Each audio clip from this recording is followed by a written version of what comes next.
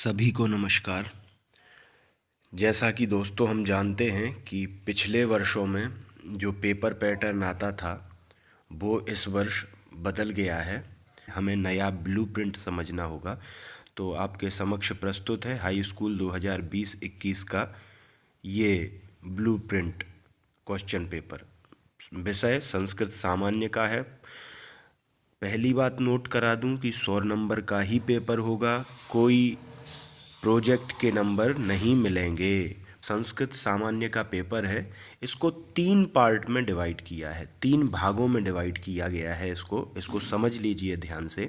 पहला भाग है वस्तुनिष्ठ प्रश्नों का, दूसरा भाग है विषयात्मक प्रश्नों का और तीसरा भाग है अनुप्रयोगात्मक प्रश्नों का।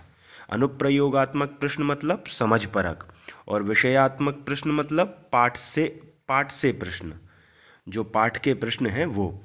और वस्तुनिष्ठ जो ओटी आते थे अभी तक, वो सारे के सारे वस्तुनिष्ठ कहलाते हैं, ओटी क्वेश्चंस।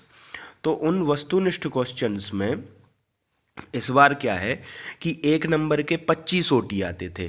अब इस बार जो है 1 नंबर के 30 ओटी आएंगे, मतलब 30 प्रश्न आएंगे, 1-1 नंबर के होंगे, कुल 30 अंक के ये प्रश्न होंगे। तो 30% ये भाग जो है पेपर का पहला भाग वो वस्तुनिष्ठों का होगा। अब उन वस्तुनिष्ठ प्रश्नों में कौन कौन से आएंगे तो देखिए, संधि का प्रश्न भी आएगा जो आता था, समास, प्रत्यय, उपसर्ग, अव्यय, ये तो आते ही थे। पाठगत धातु रूप, धातु रूपों का वो जो धातु है, धातु वाले आते थे। लकार जिसको आप जानते हो। पाठगत शब्द रूप, तो शब्द रूपों का ओटी नहीं आता था, लेकिन अब आएगा शब्द रूपों का ओटी। रिक्त स्थान आते ही थे, तो वो रिक्त स्थान भी ओटी में ही आ गए हैं इस बार। युग्म मेलन, सही जोड़े, विलोम, पर्यायवाची और आमना वाले, ये जो सारे के सारे प्रश्न हैं ये वस्तुनिष्ठ भाग में आएंगे। और ये प्रश्न 30 आएंगे, 1-1 नंबर के होंगे, तो टोटल मिला करके आपको 30 नंबर दे के जाएंगे। अब दूसरे भाग की हम बात करते हैं, वो है विषयात्मक प्रश्न, मतलब जो पाठ से आपके प्रश्न आते थे, 1 पद के और 1 वाक्य के, वो इस बार नहीं। 1 पद वाला तो नहीं है। जो 1 पद वाला प्रश्न आता था 1-1 अंक का, वो नहीं है। अब इस बार 1 वाक्य के और जो वो तीसरा वाला लघुत्तरीय दीर्घोत्तरीय प्रश्न आपकी किताब में होता था, जो कि आप लोग कोई याद नहीं करता था और ना ही याद करने को कहा जाता था, वो वाला जो प्रश्न है वो, और 1 वाक्य वाला प्रश्न, ये ही, इन 2 ही प्रश्नों में से आपको प्रश्न हल करने हैं। उन्हीं के अनुसार आपको उत्तर देना है। 1 पद वाले का उत्तर नहीं देना है, नहीं तो आपको 3 नंबर नहीं मिलेगा। ये विषयात्मक जो प्रश्न है आपके पाठ से आएंगे। जो 6 पाठ आपके कम हो गए हैं कक्षा 10 में, उन 6 पाठों को छोड़ करके शेष जो 15 पाठ हैं, उन्हीं 15 पाठों में से ये प्रश्न पूछे जाएंगे। और इन प्रश्नों की संख्या होगी 10, मतलब 10 प्रश्न आपको करने होंगे और प्रत्येक प्रश्न के अंक जो हैं वो 3 होंगे, मतलब 3 नंबर का एक क्वेश्चन आएगा। तो 10 प्रश्न 3 अंक के, तो 30 नंबर के ये प्रश्न होंगे। अब इन 10 प्रश्नों में से 15 प्रश्न में से कोई 10 प्रश्न हल करने होंगे, मतलब पेपर में आपके 15 प्रश्न आएंगे, उनमें से आपको जो ठीक लग रहा है वो 10 प्रश्न आप कर सकते हैं। अब आती है अंतिम भाग पर, तीसरे खंड पर आते हैं पेपर के, वो है अनुप्रयोगात्मक प्रश्न, मतलब समझ परक प्रश्न। ये भी प्रश्न जो हैं 10 आपको करने होंगे। प्रत्येक प्रश्न 4 नंबर का होगा, है ना, ये बात यहाँ नोट करने वाली है। अब जो निबंध है वो आपका 10 नंबर का नहीं, 4 नंबर की कोटि में आएगा।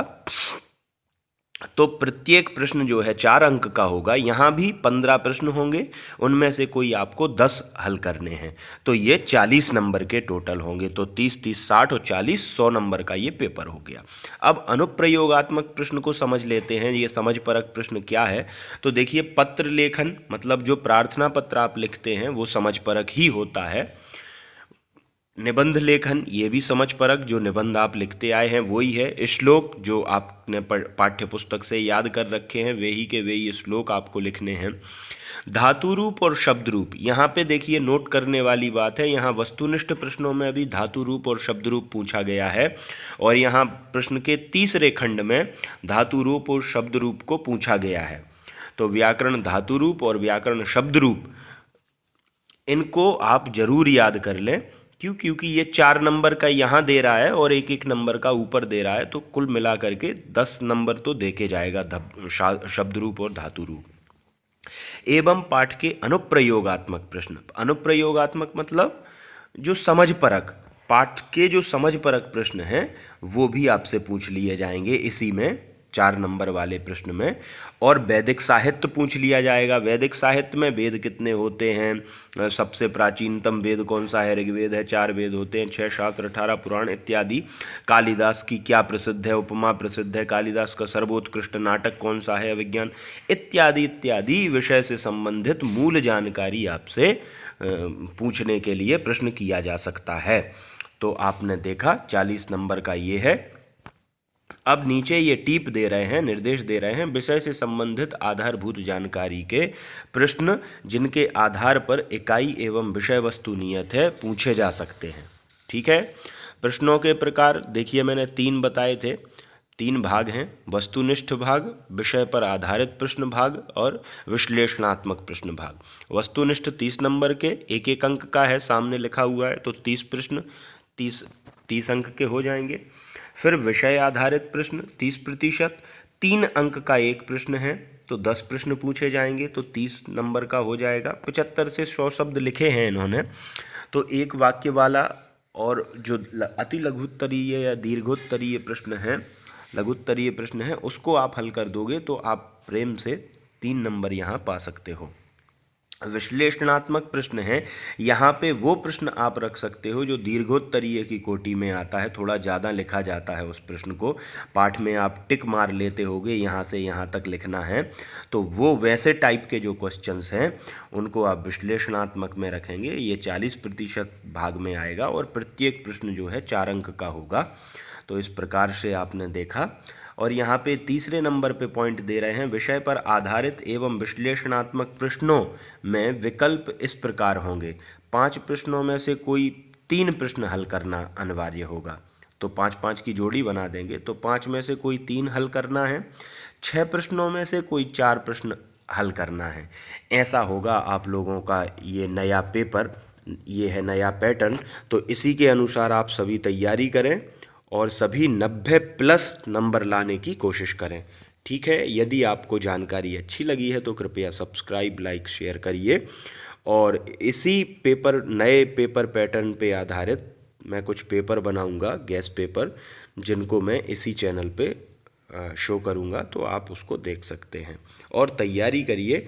और इसमें जो वस्तुनिष्ठ प्रश्न हैं उसमें संधि, समास, प्रत्यय, उपसर्ग, अव्यय इत्यादि, शब्द रूप, धातु रूप, ये जो सब जो पूछा है, इसके सारे के सारे मैंने वीडियो बना रखे हैं इसी चैनल पे, तो आप उनको देख सकते हैं। ठीक है। राम राम।